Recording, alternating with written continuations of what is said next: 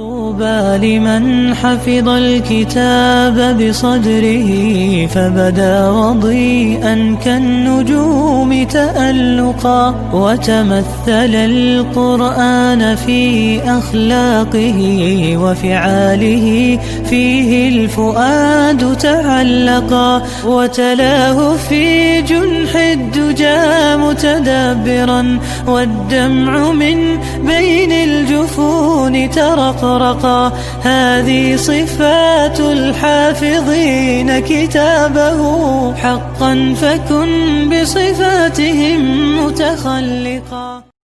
السلام علیکم ورحمۃ اللہ وبرکاتہ. بسم اللہ الرحمن الرحیم. الحمد للہ والصلاة والسلام علی رسول اللہ محمد ابن عبد اللہ وعلی آلہ وصحبہ ومن والاه. اما بعد. رب اشرح لی صدری ویسر لی امری واحلل عقدۃ من لسانی یفقہوا قولی. شروع کرتی ہوں اللہ کے نام سے جو بڑا مہربان نہایت رحم کرنے والا ہے. انشاءاللہ آج کے درس نمبر 323 میں سورۃ الحدید آیت نمبر 16 سے آیت نمبر 17 تک کی شرح اور ترجمہ سماعت فرمائیں گے. تو شروع کرتے ہیں. اعوذ باللہ من الشیطان الرجیم. أَلَمْ يَأْنِ لِلَّذِينَ آمَنُوا أَن تَخْشَعَ قُلُوبُهُمْ لِذِكْرِ اللَّهِ وَمَا نَزَلَ مِنَ الْحَقِّ وَلَا يَكُونُوا كَالَّذِينَ أُوتُوا الْكِتَابَ مِن قبل فطال عليهم الأمد فقست قلوبهم وكثير منهم فاسقون. کلمت یعنی کے آخری میں نون کے نیچے زیر ہے تو ہمیں حرف النون کو صرف زیر سے پڑھنا ہے. کلمت للذین کے شروعات میں حرف اللام کو زیر سے ظاہر کریں گے. دوسرے لام پہ تشدید ہے تو ہمیں 2 حرف کے برابر لام کو پڑھنا ہے کیونکہ تشدید کی اصلیت 2 حرف ہے. جیسا کہ یہاں حرف اللام ہے تو یہ 2 لام ہیں، لام ساکن اور لام متحرک. حرف الدال کی ادائیگی زبان کے سر اور اوپر کے دانتوں کے اندرونی کناروں سے ہے. کلمت آمنو کے آخری میں واو پہ مد کا علامہ ہے. یہ مد جائز منفصل ہے. مد جائز منفصل کا معنی ہے کہ حرف المد پہلے کلمہ کے آخری میں ہو اور اس کی وجہ جو کہ حمزہ ہے وہ دوسرے کلمہ کے شروعات میں آئے. اس مد میں ہم اپنی آواز 2 سے 4 مد کے برابر لمبی کریں گے. کلمت ان کے آخری میں نون ساکن ہے. پھر حرف التا آتا ہے. کلمت تخشع تا حروف الاخفاء میں سے ہے.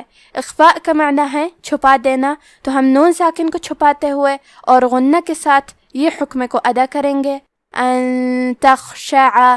کلمت تخشع میں خا کی ادائیگی حلق کے اوپر والی حصے سے ہے.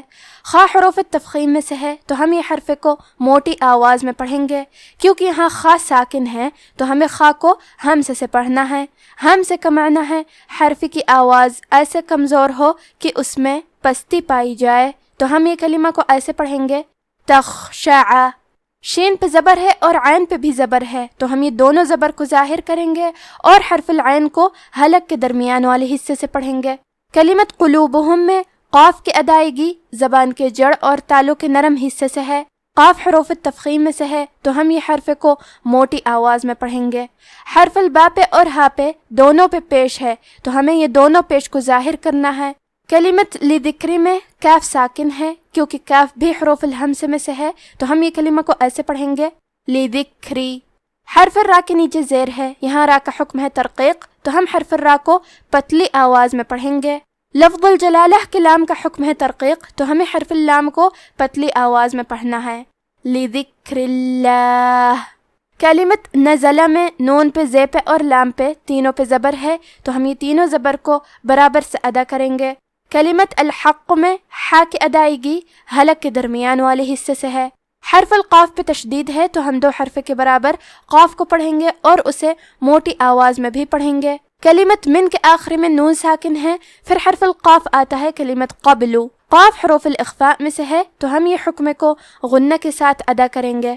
کیونکہ غنہ میں اگلے والے حرف کا حکم لیتے ہیں تفخیم میں اور ترقیق میں، اور حرف القاف حروف التفخیم میں سے ہے تو ہم یہ غنہ کو بھی بھاری آواز میں ادا کریں گے. من قبل.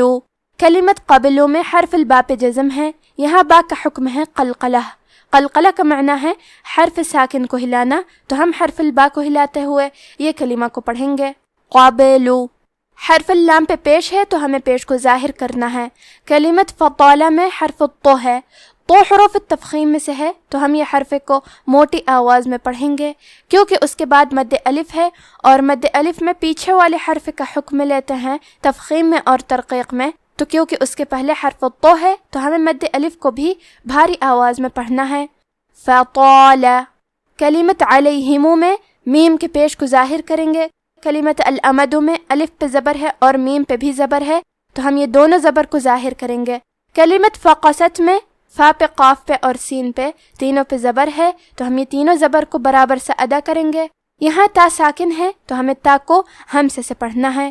فقاست کلمت قلوبہم میں با اور ہا کے پیش کو ظاہر کریں گے۔ کلمت کثیرن میں حرف ثا کی ادائیگی زبان کے سر اور اوپر کے دانتوں کے اندرونی کناروں سے ہے۔ آخری میں را پہ تنوین پیش ہے، پھر حرف المیم آتا ہے۔ کلمت منہم میم حروف الادغام بغنہ میں سے ہے۔ ادغام کا معنی ہے حرف کو حرف میں داخل کرنا، تو ہم تنوین کو میم میں ملا کے غنہ اور تشدید کے ساتھ یہ حکم کو ادا کریں گے۔ وَكَثِيرٌ مِّنْهُمْ کلمت فاسقون میں حرف القاف کو موٹی آواز میں پڑھیں گے۔ أَلَمْ يَأْنِ لِلَّذِينَ آمَنُوا أَن تَخْشَعَ قُلُوبُهُمْ لِذِكْرِ اللَّهِ وَمَا نَزَلَ مِنَ الْحَقِّ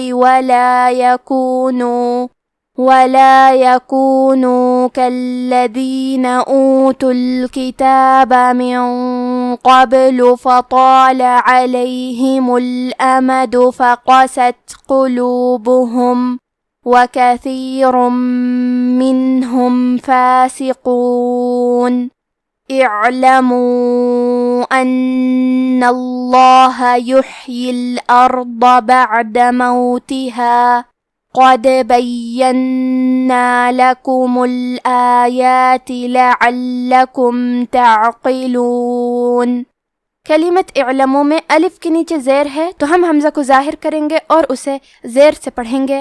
یہاں عین ساکن ہے تو ہمیں حرف العین کو ظاہر کرنا ہے۔ آخری میں واو پہ مد کا علامہ ہے، یہ مد جائز منفصل ہے، تو ہم اپنی آواز 2 سے 4 مد کے برابر لمبی کریں گے۔ کلمت ان میں حرف نون پہ تشدید ہے، لہذا 2 حرف کے برابر نون کو پڑھنا ہے، اور کیونکہ تشدید زبر کا ہے لہذا لفظ الجلالہ کے لام کا حکم ہے تفخیم، تو ہم حرف اللام کو موٹی آواز میں پڑھیں گے۔ ان اللہ کلمت یحیی میں حا ساکن ہے، کیونکہ حا بھی حروف الہمز میں سے ہے تو ہم یہ کلمہ کو ایسے پڑھیں گے یحیی۔ کلمت الارض میں حرف الضاد کی ادائیگی زبان کے کروٹ اور اوپر کے داڑھوں کی جڑ سے ہے، ضاد حروف تفخیم میں سے ہے، تو ہم یہ حرف کو موٹی آواز میں پڑھیں گے، اور کیونکہ اس پہ زبر ہے تو ہمیں زبر کو ظاہر کرنا ہے۔ الارض کلمت بعد میں عین ساکن کو ظاہر کریں گے۔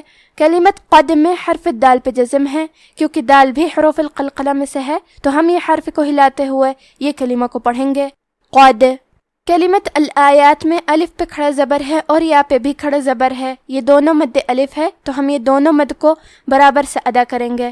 الآیاتی کلمت لعلکم میں حرف اللام کو 2 حرف کے برابر پڑھیں گے کیونکہ اس پہ تشدید ہے۔ کلمت تعقلون میں عین ساکن کو ظاہر کریں گے اور حرف القاف کو موٹی آواز میں پڑھیں گے۔ اعلموا ان اللہ یحیی الارض بعد موتها قد بیننا لکم الآیات لعلکم تعقلون۔ اب آپ ان آیتوں کی تلاوت تجوید کے ساتھ سماعت فرمائیں۔ اعوذ باللہ من الشیطان الرجیم۔ أَلَمْ يَأْنِ لِلَّذِينَ آمَنُوا أَن تَخْشَعَ قُلُوبُهُمْ لِذِكْرِ اللَّهِ وَمَا نَزَلَ مِنَ الْحَقِّ وَلَا يَكُونُوا كَالَّذِينَ أُوتُوا الْكِتَابَ مِن قَبْلُ فَطَالَ عَلَيْهِمُ الْأَمَدُ فَقَسَتْ قُلُوبُهُمْ وكثير منهم فاسقون اعلموا أن الله يحيي الأرض بعد موتها قد بينا لكم الآيات لعلكم تعقلون۔ کیا ابھی تک مومنوں کے لیے اس کا وقت نہیں آیا کہ اللہ کی یاد کرنے کے وقت اور قرآن جو حق کی طرف سے نازل ہوا ہے اس کے سننے کے وقت ان کے دل نرم ہو جائیں اور وہ ان لوگوں کی طرح نہ ہو جائیں جن کو ان سے پہلے کتابیں دی گئی تھی، پھر ان پر طویل عرصہ گزر گیا تو ان کے دل سخت ہو گئے اور ان میں سے اکثر نافرمان ہیں۔ جان رکھو کہ اللہ ہی زمین کو اس کے مرنے کے بعد زندہ کرتا ہے۔ ہم نے اپنی نشانیاں تم سے کھول کھول کر بیان کر دی ہیں تاکہ تم سمجھو۔ آج کا ہمارا درس یہیں ختم ہوتا ہے۔ سبحان ربک رب العزت عما یصفون وسلام علی المرسلین والحمد للہ رب العالمین، والسلام علیکم ورحمۃ اللہ وبرکاتہ۔